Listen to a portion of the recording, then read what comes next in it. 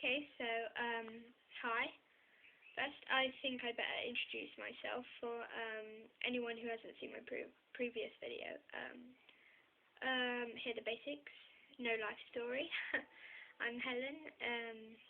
I'm 13, and basically I self-harm. And my previous vid was just a summary of. It was SI awareness vid, self-injury. That's what SI stands for, if anyone's a bit confused. Basically, I thought in this video I would highlight an issue within the issue, the overall issue, it being self-harm, obviously. And the issue within self-harm, I think, is the relation or the association between image or style and how that relates to self-harm. And everything I say in this video will be balanced with what I know people think and my opinion, which most of the time counteracts that. Anyway, so the main point I want to make today is there are two names, two labels I like to call them, emo and goth, which are associated with self-harm, and it's seen that these people, you know, who I don't know, follow, would that be a right word? Who follow this image, this fashion. I mean, arguably, goth and emo is a culture, but I don't want to get into a whole moral argument. But basically, it's seen that these people, predominantly emos, self-harm, and I don't know. I mean, I don't know what criteria you have to meet to become an emo. Emo obviously stands for emotional, and I can see that obviously most people, I hope, know that self-harm is an emotional coping mechanism, and I can see the relation between that. I'm probably going to get loads of complaints on this videos from, you know, emos saying, oh, you have to cut to be initiated into the whole emo movement. But I think that's just glamorizing. That's the word I'm looking for. If emos believe that you need to cut yourself, you know, to be a proper emo, then that is totally outrageous, because self-harm hasn't got anything to do with fashion or style. It's simply a coping mechanism, and people don't do it knowingly. Well, obviously emos do. I mean, if they're determined on cutting themselves, but I don't think that classifies as really the self-harm that I've experienced. First time I cut, I had no idea what I was doing, but it came naturally to me. I don't know if that makes any sense. It's probably to those of you who are watching this video and don't self-harm, it's probably a bit weird to think that someone can naturally pick up a sharp object and cut themselves. Also, that brings out another point.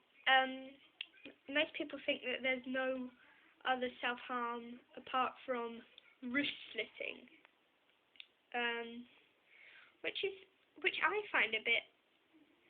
I just want to clear it up. People can self-harm by burning, punching, pulling out hair.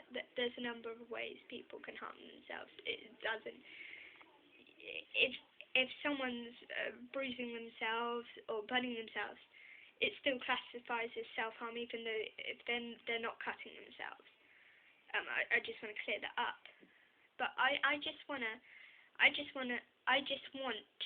tell people out there,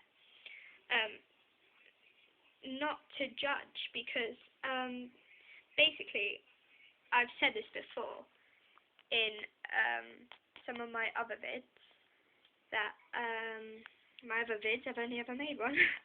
I've said this in my previous video, that nobody knows about my self-harm, apart from 2 people, but they're relevant to this. But basically, because of the way I dress, which I've been classified as an emo type goth, which I don't appreciate at all. And because I have that label now, people are speculating that I do self-harm. And from my experience, it doesn't help at all, because these people don't know that I would self-harm. I mean, to these people, I'm concealed behind a personality where I'm happy and cheerful all the time, and nothing gets me down, and I'm optimistic. And I don't think anyone seriously thinks that I would be the type of person to self-harm, but because of my image, it's a possibility now. And people are starting to get suspicious, because obviously I cut on my wrists, stereotypically, I have to admit.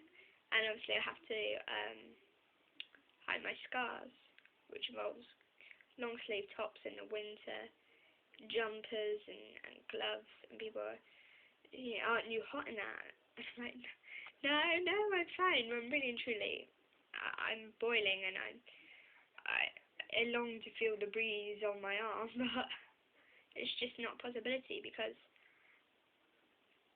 I'm not ready for people to know. And I think that's a main point that I want to make. I think people watching this who are thinking, I need help, the only way you can get help is if you ask for help. I don't know what the help process is like, because I haven't seen psychotherapists, psychiatrists. I haven't done any of that. No medical people have been involved.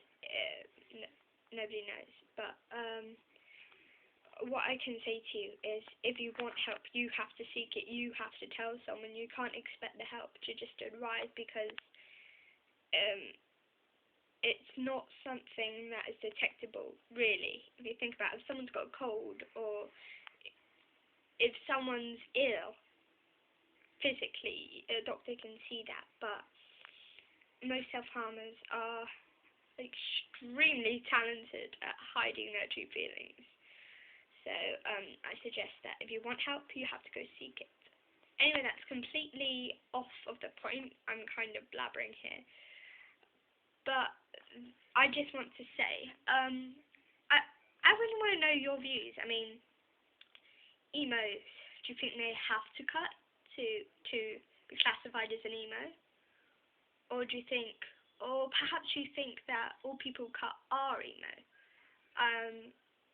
I'm slightly confused about this issue. So any thoughts would be welcome. But please don't judge me. Don't judge other self-harmers. No hateful comments, please. That's it, really. So yeah, I just want to hear what you have to say about anything to do with image and association with self-harm. Thanks for watching, and please comment.